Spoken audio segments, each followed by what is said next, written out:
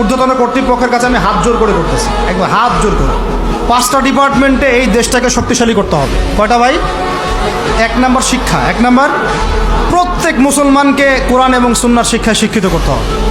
আমি অন্য ধর্ম নিয়ে কথা বলছি না, তাদের মতো দিন পালন করি। লাকুম দিনুকুম ওয়ালিয়া দিন, লাকুম দিনুকুম ওয়ালিয়া দিন। তারা তাদের ধর্ম পালন করে করুক, আমাদের কোনো মাথা ব্যথা নাই।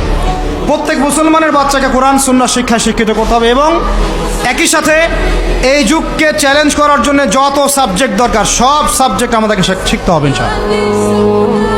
একমুখী শিক্ষা না, দ্বিমুখী শিক্ষার মেরুকরণ না, একদম দ্বিমুখী শিক্ষাকে একমুখী করে একটা কম্বাইন্ড এডুকেশন সিস্টেম চালু করতে হবে। যদি আপনারা না পারেন আমাকে দায়িত্ব দেন, আমাদেরকে বলেন যে ভাই বা ছোট ভাই, তোমাকে আমি 1 বছর সময় দিলাম, শিক্ষার বিষয়গুলো গোছায় দাও। বিনা পারিশ্রমিকে ইনশাল্লাহ করে দেব, কোনো সমস্যা। 1 টাকাও দিতে হবে না, জাস্ট একটা চেয়ার টেবিল দেন, 100 জন আলেম দেন, 100 জন বুদ্ধিজীবী দেন, গড়ে দিব ইনশাআল্লাহ। তা প্লে গ্রুপ থেকে মাস্টার্স পর্যন্ত আমাদের ছেলেমেয়েরা এমন শিক্ষায় শিক্ষিত হবে যেটাকে শরীফের গল্প শেখাবে না ইনশাআল্লাহ। বরং আমার ছেলে পাইলটও হবে, বিমানও চালাবে, আমার ছেলে ইনশাআল্লাহ হাফেজে করানো হবে ইনশাআল্লাহ। আমার মেয়ে ডক্টরও হবে ইনশাআল্লাহ, আমার মেয়ে আয়েশা রাদিয়াল্লাহু আনহার মতো মুহাদ্দিসও হবে ইনশাআল্লাহ। আমাদের এক ভাই সে রাজনীতিবিদও হবে ইনশাআল্লাহ, জুমার খুতবাও দিতে পারবে ইনশাআল্লাহ। আল্লাহর কসম করে বলতেছি, এমন শিক্ষা চালু করা সম্ভব। শুধু আপনারা যদি একটু সৎসাহস দেখান, একটু উদ্যোগ গ্রহণ করেন, আল্লাহ পাক বহুত আজর দিবেন আপনাদেরকে। আল্লাহ পাক এই ওসিলায় আপনাদের সব গুনাহ মাফ করে জান্নাতও দিতে পারেন। আল্লাহর রাস্তায় আল্লাহর দিকে ফিরে আসেন। আমি আপনাদের সবচেয়ে শ্রেষ্ঠ বন্ধু, আমাকে শত্রু মনে করেন না।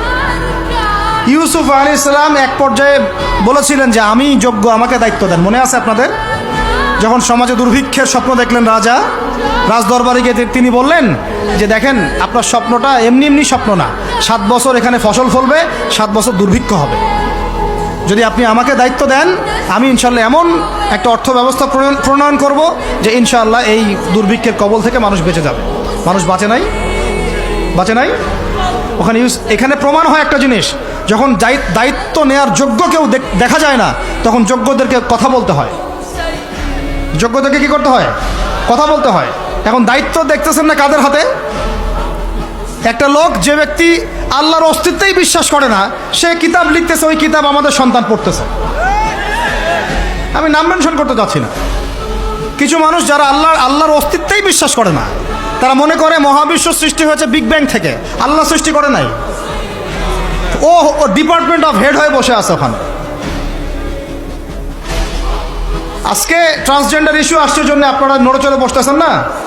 শিক্ষার যে দশা চলতেছে, আমরা ভয় করি যে আজকে থেকে 10 বছর যদি এমনভাবে চলতে থাকে, আল্লাহ মাফ করুক, আমার আশঙ্কা একটা প্রজন্ম গড়ে উঠবে, জীবনে বাপকে তো সালাম দিবেই না, সালাম কেমন করে শুদ্ধ করে দিতে হয় সেটাও শিখবে না কখনো।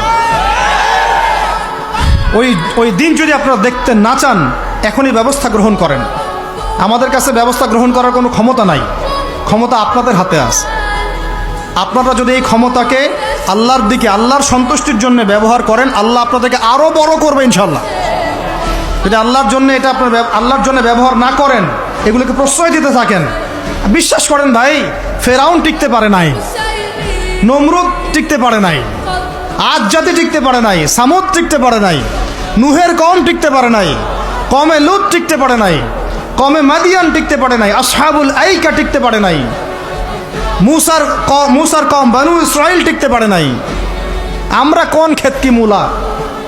আমরা কোত্থেকে আসলাম? আমরা এগুলো চালায় যাবার আল্লাহ পাক আমাদেরকে একদম জান্নাতুল ফেরদৌস দিবেন এমনটা মনে করছেন? হাদিস কত চমৎকার, কত সুন্দর হাদিস।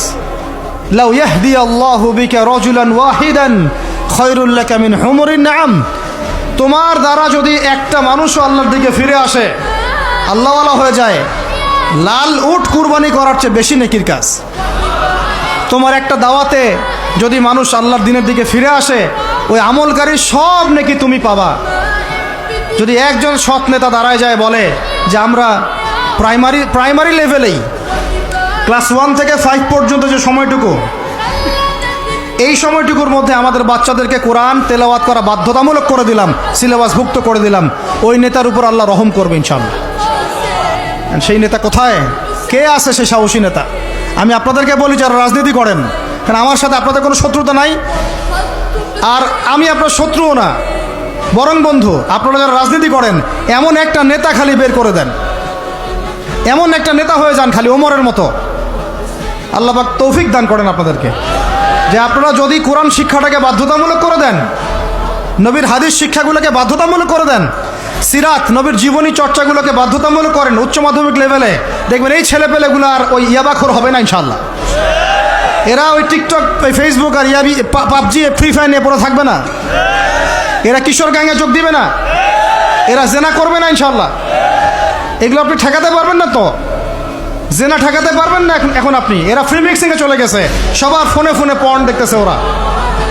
ওরা বাচ্চাদেরকে ধরে ধরে রেপ করতেছে। এখন ছেলে মেয়ের আদমশুমারি যদি করতে পারেন, একটা কুমারিত্ব শুমারি করে দেখেন, 18 বছরের কম কত মেয়ের সতীত্ব নাই, 21 বছরের কম কত ছেলে সতীত্ব নাই, আপনি টেস্ট করে দেখতে পারবেন।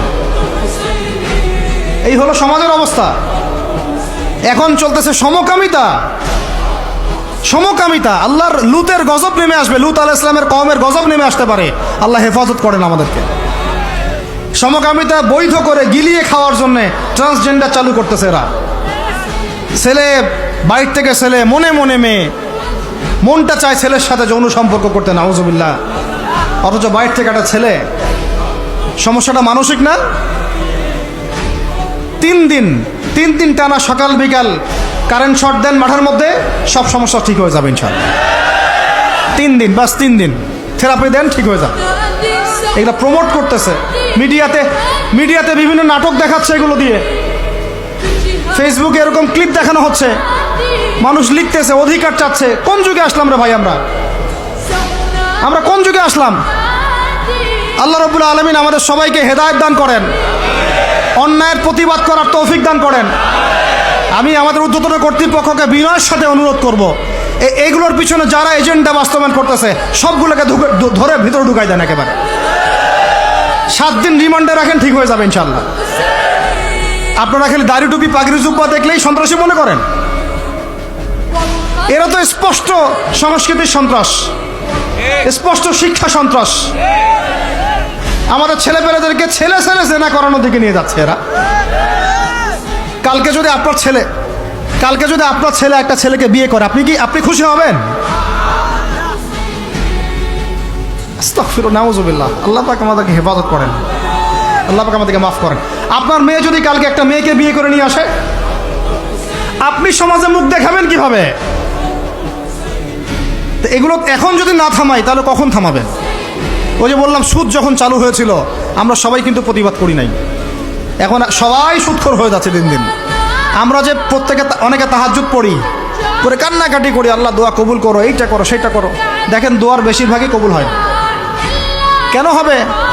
অর্থনৈতিক জীবনে তো সুদ খাচ্ছি, আমি ঘুষ খাচ্ছি, দুর্নীতি করতেছি, হারাম খাচ্ছি, পণ্যে ভেজাল দিচ্ছি। আল্লাহ পাক আমাদের সবার রিজিককে হালাল করার তৌফিক দান করেন। অতএব আমি 5টা কথা বলছি, 5টা ডিপার্টমেন্টে এই জাতিটাকে শক্তিশালী করতে হবে। আল্লাহ পাক তৌফিক দান করেন। 1 নাম্বার শিক্ষা। 1 নাম্বার কি ভাই? এমন কোন শিক্ষা? শুধু একমুখী না, দ্বিমুখী শিক্ষার সমন্বয়। কোনটা? কোরআন সুন্নাহও থাকবে, আবার জেনারেল শিক্ষাও থাকবে। আল্লাহ পাক তৌফিক এনায়েত করেন, আমিন। 2 নাম্বার অর্থনীতি। 2 নাম্বার কি? আমাদের অর্থনীতি এত শক্তিশালী করতে হবে যে আমাদেরকে যেন পশ্চিমাদের কাছে কখনো হাত পাততে না হয়।